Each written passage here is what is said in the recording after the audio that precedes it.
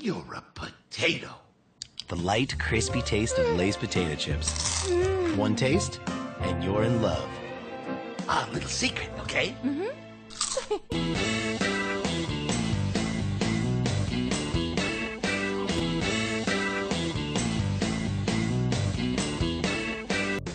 She is Rosie. She lived in an unconventional house.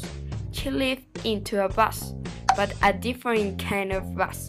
From outside, looks like a bus, but inside it's similar to a flat. This bus house, it's amazing because inside you can find all the things that you need for life. And have another amazing thing, you can move around the cities and the country. Do you think that it's amazing? Okay, Rosie will talk with us and she tell us more about her amazing and incomparable house. Welcome to Coffee Break. In today's show we will talk about unconventional house. For this, Rosie Smith is with us this night. So Rose, welcome to Coffee Break. Hi Lucy, I'm so excited to be here. I must say that this is an excellent TV show. I live in an amazing school bus home and it is a good option if you want to live in a different kind of home. Wow, this is really cool. Can you tell us more about your way of living in this house? Of course, my home only have one floor, but I have all that I need. I have a kitchen, a bedroom, and a living room.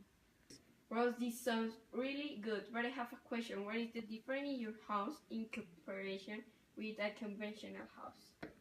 Lucy, this is a good question, but in general terms, the houses are the same.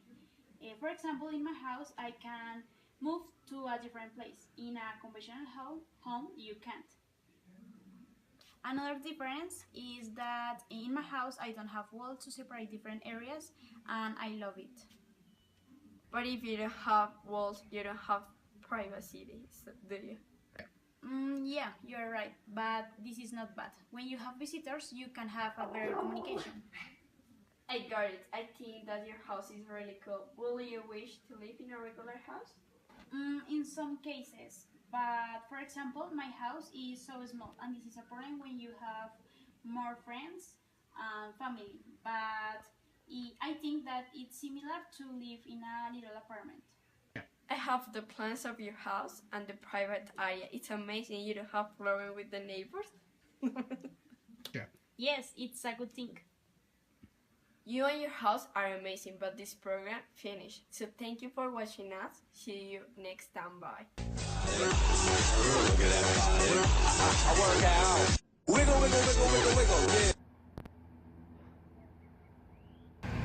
Good morning and welcome back to the show. It's a pleasure to be with you. The last week we received a lot of messages of you about places to visit in Colombia. For this reason, today we're going to show you the top 5 places. Well, Jenny, tell us the number 5. Sure, Laura. Bogota is at the last position. There, people will find an amazing history, rich museums, parks, and streets. Go and learn about it. Really, Jenny? Tell us more, please. Of course, el Museo del Oro is one of the many museums that the city has. Also, we found el Parque de los Periodistas y la Candelaria, that is a neighborhood in the town city. Thanks for the information. You're welcome. Now tell us the 4th position. Oops, don't get me free. Of course not. San Andres y Providencia are 2 islands located in the north of Colombia. There are places as El Hoyo Soplador. Also, beaches are recognized for the clean ocean. Wow, that is very interesting. Of course. I know the audition are very excited to know what is the 3rd place. Come on, Jenny. I am excited too. And Santa Marta is in the 3rd place. I know that Santa Marta will surprise us. Well, Santa Marta has the most beautiful beaches in Colombia and also is the perfect place to be with the family on vacations. Yes, and the weather is fabulous. But not just the weather. Also, people are friendly and funny, and I'm sure that all the tourists will have a good time there. But Jenny, I think that I have a best place than Santa Marta. I don't believe that. Did you ever heard about Medellin? No, Laura, but that sounds very exciting. Well, Medellin is one of the most important cities in this country, but some of people think that this city could be the capital of the country. But why, Laura, if Bogota have many population? Yes, but it is not important because Medellin is a developed city with amazing infrastructure. Wow, this sounds great. Yes, Medellin is an excellent place to visit. But now, Jenny, tell us the number one. Well, in the place number 1 we have Cartagena, in specific la ciudad amurallada. Laura, have you visited the city? No, never in my life. La ciudad amurallada is recognized for have an amazing history and for the famous port. Laura, the tourists ever talk very good about this place, and for this reason Cartagena is recognized like the most tourist destination. Wow. Well, it's all for today, but the next week we're going to have a lot of things in Colombia. Well, bye, see you later.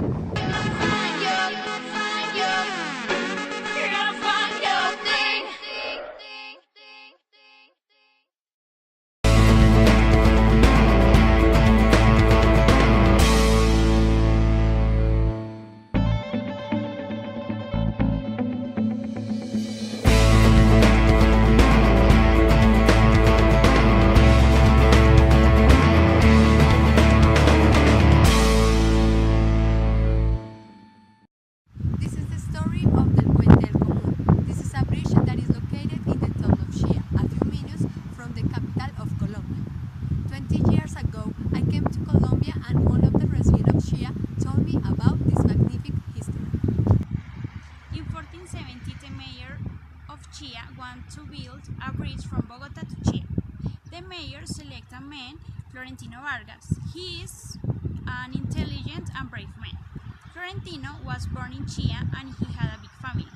His work was send a note to support their children. The mayor will give a lot of money to the person who can build the bridge. For this reason, Florentino decides to construct the bridge. Florentino promised to build the bridge in a week. Being such a large building needed much help. To complete this building, he asked for help from his friends, but the building are very difficult and the time are very short. Florentino decides to make a deal with the devil and the devil accepts first.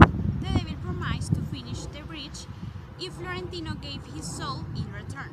Florentino accepts the condition of the devil and the devil begin the construction. When they will finish it, the bridge was finished too, and Florentino had to pay this debt. However, he was very clever and decided to trick the devil. Florentino in the night had to meet with the devil, but he came with a present who had holy water. Florentino made to bless the bridge and the devil gave a footprint on the bridge and it remains there. It takes a hoy to not listen to orders.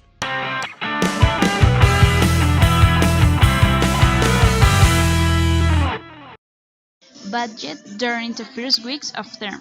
It's hard to budget when you're keen to have fun, but it's worth holding off on extravagant spending early on.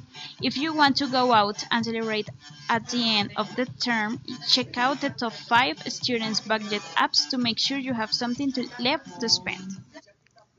Plan meals in advance. Walking brand for a lecture. You're like to want to pick up lunch and coffee with friends. Pay attention to junk like this. If they become too much of a habit, they will significantly impact your finances. Preparing for at home is a great way to save money over the week, and there's no need to cut back on the ingredients you love if you budget correctly. Enjoying students discussing. Congratulations, you are now eligible for the ridiculous number of discussing. It doesn't mean you shouldn't be increasing. You're spending just to enjoy them, but it doesn't mean saving when you do go shopping.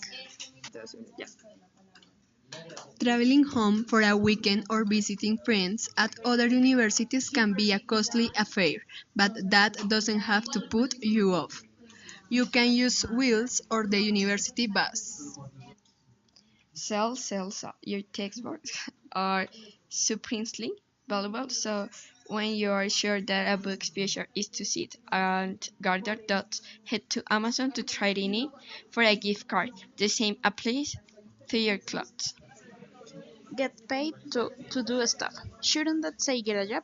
Well, shut off, but we were aware that not every university gives you time to put your all into studying while working in a bar along the day. If you think you can balance it, by all means apply for a job. If you can't, try taking part in paid online service.